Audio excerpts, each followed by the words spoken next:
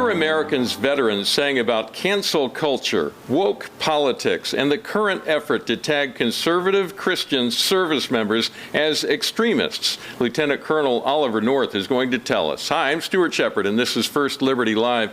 Each day it seems like I read about another organization or person who's been locked out of social media because of something they said. Would you please do something for me? Go to firstlibertylive.com and look for the big blue subscribe button. It's our way to connect with you directly. You'll get an email every time a new episode comes out, and that way someone in a cubicle at a big tech company won't come between us and you. We'll be able to connect with you directly.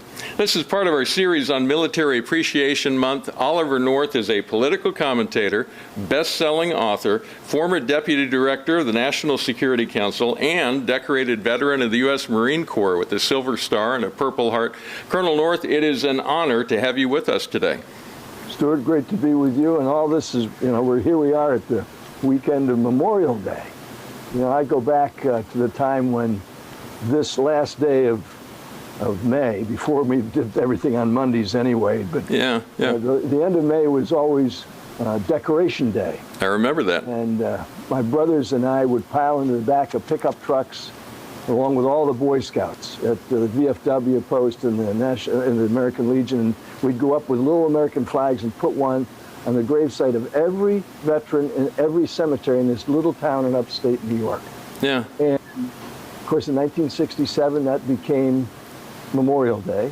Then it became the first Monday next to when Memorial Day would have been. Right. But the fact is, it was all done to honor those who had lost their lives in the service of our countries. And we're talking now, if you're adding them up all the way since 1776, and we're not a warlike people, but for nearly 2.5 centuries, ours has been the only nation on earth willing to consistently send its sons and daughters into harm's way, not for gold or colonial conquests, but to offer others the hope of liberty and to protect our country. And so I just heard an ad, Stuart, as we were coming in. Yeah. Just heard an ad, because this is mattress sale day, right? Oh, I know. Oh, yeah, okay. So here's my way of twisting that the right way. Okay. When you hear an American in uniform say, "I've got your back," that's not the slogan for a mattress company. And that's the kind of people that we're honoring today. Hey, you grew up in a family with generations of service members. What was it like growing up in the North family back in San Antonio? Well, I was born in San Antonio. My dad had already left. And I did not know this story when my parents were alive. A few years ago, I was up at Fort Indiantown Gap up in Pennsylvania, and I'm interviewing a brigadier general who's just promoted for Fox News because I'd covered him in one of my 60-some-odd embeds as a heroic colonel in the United States Army. Yeah. And he was being promoted. Fox let me go cover it, and he invited us, Griff Jenkins and I, to go to the reception afterwards. And at the reception, there's an older guy with a walker who comes up to me and he says, and I'm old enough to know an old guy, right? He says, "You were born at Fort Sam Houston in San Antonio, Texas in October of 1943. I said, "Yes, sir, I was." "How do you know that?" "I delivered you." Oh, wow. I said, "Really?" I said, "And how do you remember the time?" He said, "Well, I examined your mother. I was the only OBGYN in the 95th Infantry Division. And they left me back here to deliver all the babies that were being born after they shipped out to get ready to invade France." Wow. And he said, "I'll tell you something else, Sonny. You were sired," and that's the word he used, sired. "You were sired right here at Indiantown Gap." And I said, "Well, how do you know that, sir?" He said, "Well, very simple." He says, "The division came here from Fort Niagara in January. We left here in April to go to Fort Sam Houston. You were born in October. Do the math, son. Do the math." That's what it was like to grow up in my family. My dad was the first hero I ever knew, highly decorated from World War II. My dad and all my uncles and almost every male that I knew growing up had served in either World War II, Korea, or both. Right. And I look at that kind of experience, and we still had guys working for the Postal Service who were wounded in World War I. Right. And so Oscar Pommard was missing his forearm and had this ancient prosthetic device that allowed him, like a hook, Right. double hook, to be able to pick things up and pull your mail out of his mail bag because he was an employee, and a veteran's preference hire by the Postal Service. All those kinds of things have now changed in our country. You know, you're lucky if the postman walks anywhere. He comes with a vehicle or some kind and maybe makes it into the postal box. The bottom line of it is, the one thing that has been consistent for 2.5 centuries is young Americans still, in this case, volunteer, ever since 1973 for sure. But if you go all the way back to 1775, 76, when the revolution was beginning, all of them were volunteers. Yeah. When you look at that, the spread of that 2.5 centuries, the American people are still the best about doing that kind of thing. And the best and bravest military on earth has always been ours. All right, let's turn to what's in the headlines right now. There's a conversation going on in Washington about how to define, and I'm putting in air quotes here, extremism in the military. And when we hear that, we all have our own definition of that, and we think, well, that's a good thing, right? Well, as always in Washington, it comes down to who's making the definition, because they're wanting to include Christian conservatives, people who believe and uphold the Constitution and think it's worth fighting for. They want to put people like you and me in that category of extremism. What would you like to add to that conversation? If you were invited to speak into that, what would you say? Well, you know, when I first came into the service, I enlisted in the United States Marine Corps Reserve on the 29th of December, 1961. And at the time, the form that you filled out, if I recall correctly, it's Form 84. And it still is. It's got the same number. It's either 82 or 84, 86, whatever it is. It was 4 pages long. And it asked a security question and a loyalty question. And it was this: are you now, or have you ever been, a member of the Communist Party? That was the loyalty question. Yeah. Now those loyalty questions are long. There's dozens of them. The actual form is now something like 16 pages long. And the reason they're doing that is they want to, it's not just a matter, are you now, or have you ever been a member of the Communist Party? It's, are you now an extremist? Are you now a member of any of these organizations? So, for example, they could decide that somebody who's part of Officers Christian Fellowship, I am, they're extremists, because it just happens that many of those who belong, I'm sure most, because most of the people that are part of the officer corps of the military are white. Does that mean just because you're white that you're an extremist?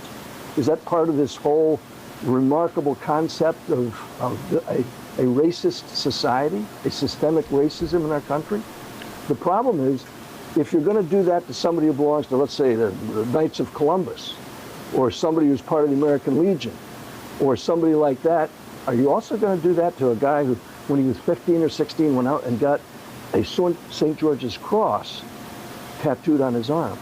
Maybe he understood that it was someday going to be used as an icon for the crazies, the hard crazies out there. How could he have known that? Are they going to throw him out of the military because he's a good young man or a young woman nowadays? Right. Just because somebody thinks that might be the sign of an extremist? I'm very concerned that we have just wasted 1.5 million man days, taking it out from readiness and making our military better prepared to deter war and to fight them and win. And that's the only purposes of having a military: deter war and fight and win. Okay. You take 1.5 million man days out for a mandatory period of, quote, education, trying to turn people against one another based on race, on politics, with their conservative threat. I mean, I look at that kind of thing issued by the Secretary of Defense, ordering every unit in the military. Why did I pick 1.5? There are 1.5 million military personnel and civilian leaders in our armed forces. You know, almost every military base is run by civilians. Right. All of them, to include everybody in the armed forces, soldier, sailor, airman, guardsman, marine, has now had to have that, quote, mandatory training. That's plain nuts.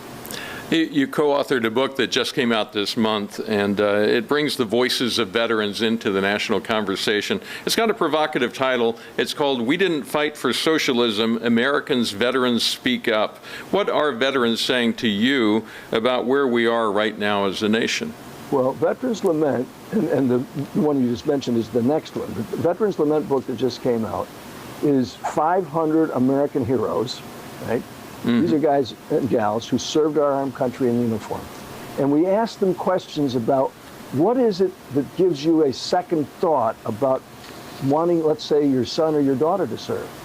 You're asking the question, is this the America our heroes fought for? And the 500 responded very much along the lines of the Bill of Rights: socialism, Second Amendment abridging and restricting, rewriting history, secular humanism, political correctness, the anti-Christian media, and that's a very important part of what they're trying to do, censorship, the whole idea of the cancel culture, systemic racism, and the disrespect you see for our flag.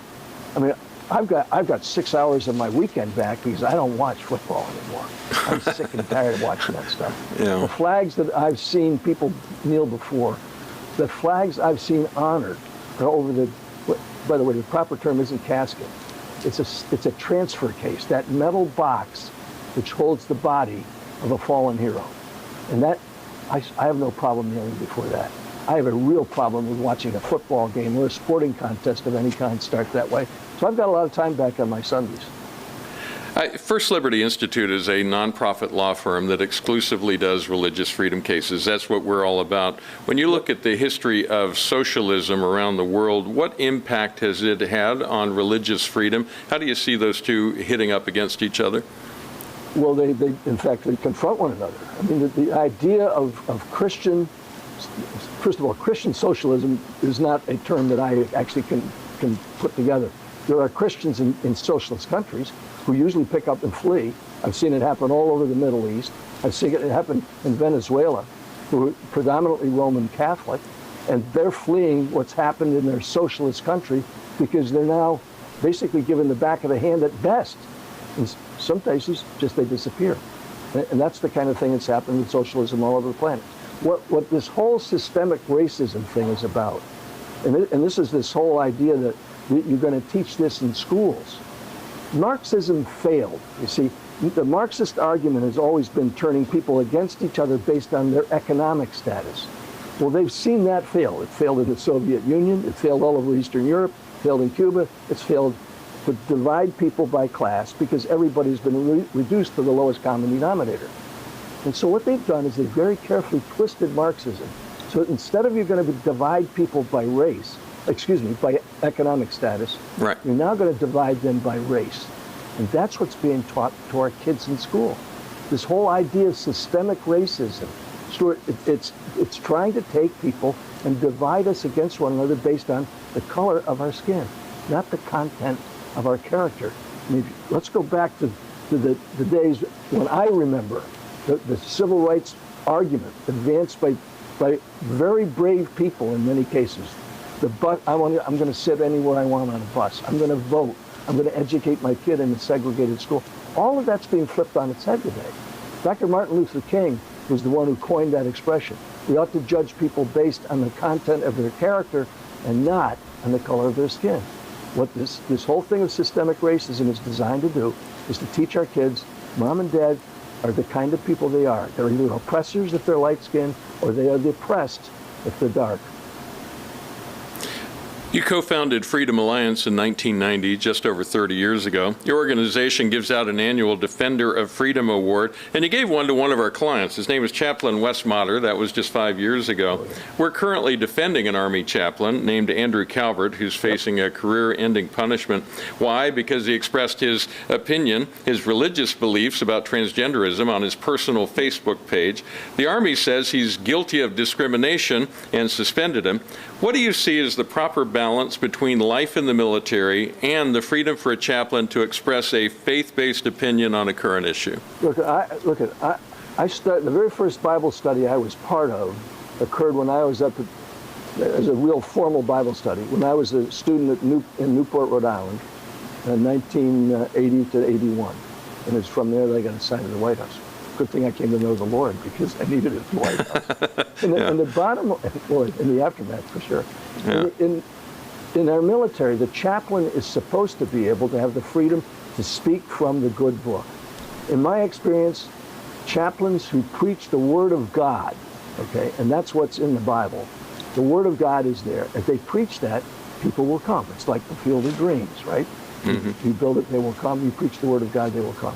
The idea that a command can say to somebody, that chaplain is wrong for preaching the Word of God, I beg to differ. What you guys are doing is defending those who have done exactly that, which is what they should do. Doesn't mean it's going to turn out necessarily the way it should. As you and I both know, sometimes there is injustice in the justice system. But the bottom line of it is, the morally proper thing to do is have a chaplain speak the word of God, and that's what both those chaplains were doing Bill Mulder. And I look at those kinds of things and I say to myself, this is sickening. But that's the kind of leadership that we've got at the top of the pyramid today. You know, most of the senior flag officers in the armed forces today were picked by Obama. And those are the kinds of people who, quote, were screened to be politically correct. It's wrong. Describe for us how important your faith was to you, both in uniform and during those troubling days during your tenure at the White House. How did faith sustain you through all of that? Well, it's the beginning and the end of everything. Look, I'm married to the only American woman who had to flee with her children from their home since the Civil War because of what her husband had done for his country. Okay, I put my family through hell. And I look at those kinds of experiences and say, the only thing that protected them while I was gone for so much of my life as a husband, as a father, was coming to know the Lord themselves. So my faith is a very, very big part of what I do every day. I got, at my point, and I mean this, Stuart, my span of influence, at one point I was pretty sure I was going to be Commandant of the Marine Corps. People used to tell me that every day. Well, I'm now 77, I'll be 78 in a few months. I look at it, my span of influence is 18 grandkids, right? So at various points every day, I try to find something that will connect them with the word of the Lord.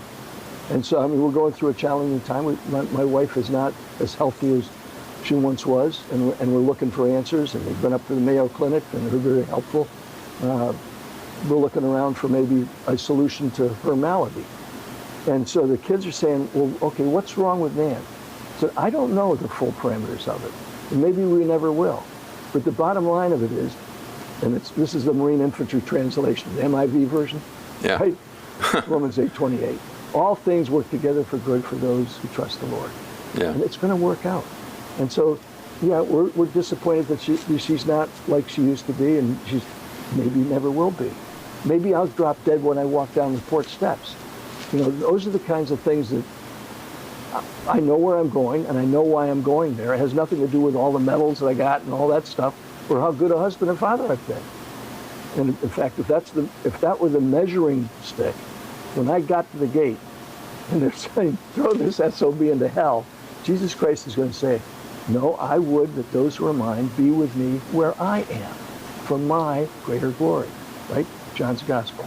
Yeah. And I look at that, I'm counting on it. He's going to say, he not only knows my name, I know his name. And he's been a follower of mine since he was 35. Let's talk about those 18 grandkids. It's my understanding, and I assume you're still doing this, that you give each of your grandchildren 3 gifts, 3 very specific gifts, and some directions to go with them. Lay that out for us. What's that all about? I may be breaking the law, so I may be confessing to a crime here, which I'm not sure where Virginia's going with this thing.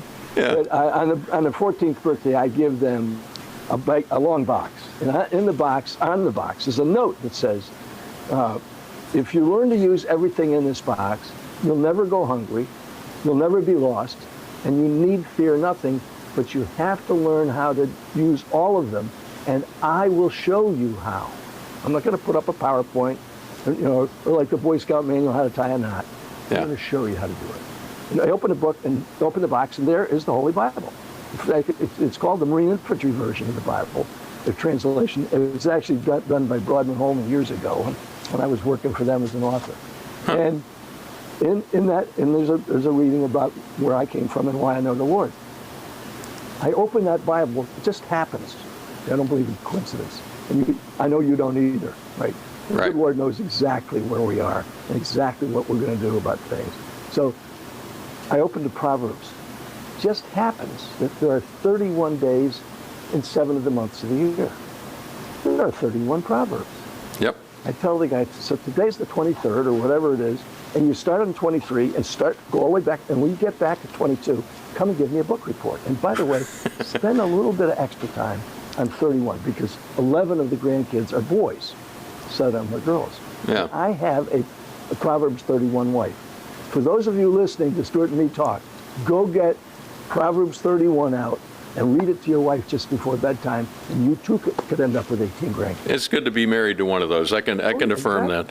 Exactly. And so the first thing is the Bible. That takes you about a month to get through it. Okay, come back and I'll show you how to use the map and the compass, the second thing that they come to. And the map sheet is Betsy's farm that I married 53 years ago. And it's from the Appalachian Trails, which is the backyard, and the Shenandoah River, which is the front yard. And it just happens, I'll show you how to use this Lanzata compass and navigate on the terrain that's on the map sheet. And the third thing, of course, is a 20-gauge shotgun. It's a Model 870. It's a great shotgun for teaching young kids. Yeah. Unfortunately, the big boys grow out of it real quick, so I'm going to have to get some longer guns. But it's a shotgun. And I say, I'm going to show you how to take it apart and put it back together so you can do it blindfolded. I'm going to show you how to clean it. I'm going to show you how to shoot it. And then I'm going to take you out and show you how to hunt with it. And I'm a wing hunter. And so that's the kind of thing that puts you, I mean, it builds memories, tradition in our family, the kinds of which they'll pass on to their kids. And that's, we do silly little things like, even if we're out at Chick-fil-A, okay, we got the whole crowd, and now we go to restaurants again. Yeah. We just did this a couple of nights ago. And before we break into the chow, everybody joins hands and we bow our heads. Whether it's Chick-fil-A or Magnolia's or whether it's McDonald's. That's what we do. It's part of the glue that builds a family. And you know, we range in college age down to diapers, okay, in the 18 grandkids. I bet. And they get to see all that day in and day out. Very good. That's a beautiful picture. Thank you for sharing that. Anything else you want to share before I let you go? I've really enjoyed chatting with you. There's two things. I want everybody to remember that the words Semper Fidelis is more than a motto for the United States Marine Corps, and that always faithful is a way of life. And the second most important thing, don't forget every day to pray for our country. We need it. Satan is alive and well. I don't want to be political about it, but I think there's a lot of folks who are greater respecters of her, of him and her, or whatever gender Satan is at this point. That's where that idea has sprung from. That whole idea. And that's why chaplains ought to be able to read what the good Lord says about it. I don't think the good Lord makes mistakes about who you are. That's it, buddy. Lieutenant Colonel Oliver North, great chatting with you. Thank you for making time for us today, and thank you for your service. Very good. God bless you, brother. Thank you for what you do. You just heard us talking about Army Chaplain Major Andrew Calvert. If you would like to stand with him, and along with all the other chaplains that First Liberty has taken a stand for, you can sign our letter of support for chaplains. It's on our website. There's a link below this video if you look in the text where you can sign off on that. There's also a place where you can include your own personal note of encouragement and affirmation for chaplains. We also want you to keep an eye out this weekend for a special Memorial Day episode. We went to Colorado to see a veterans memorial that's under challenge. And then next Thursday, we'll hear from someone who grew up in communist China, the other side of the world geographically and politically, and that is a very interesting conversation. She will tell us firsthand what happens when government runs everything in your life. We'll see you next time right here on First Liberty Live.